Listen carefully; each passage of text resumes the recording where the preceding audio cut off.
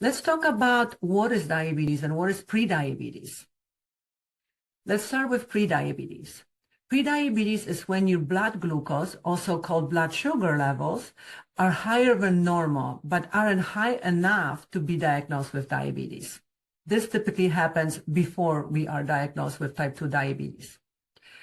We know that 97.6 million of adults have prediabetes. 81% of Americans with prediabetes don't even know they have it because they have not been diagnosed with it.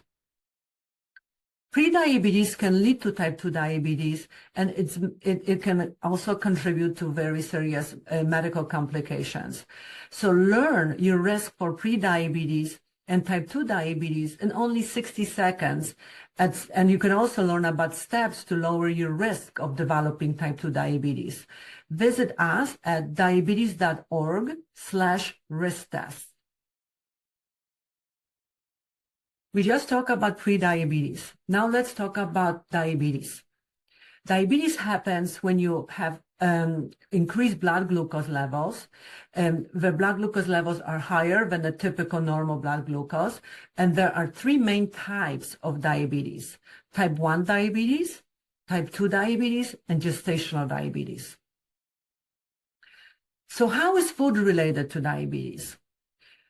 When we eat, our body breaks the food into a blood glucose, and the blood glucose is there to give fuel to our body.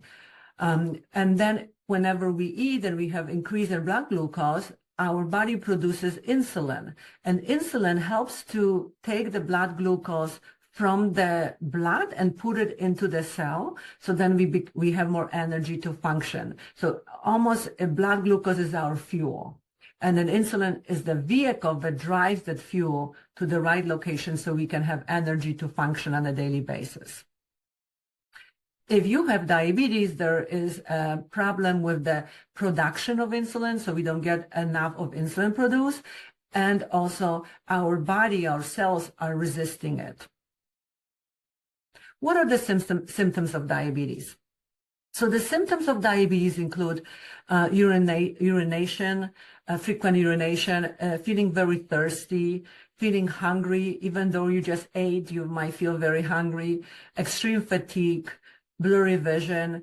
You can have cuts and bruises that will not heal or will heal very slowly.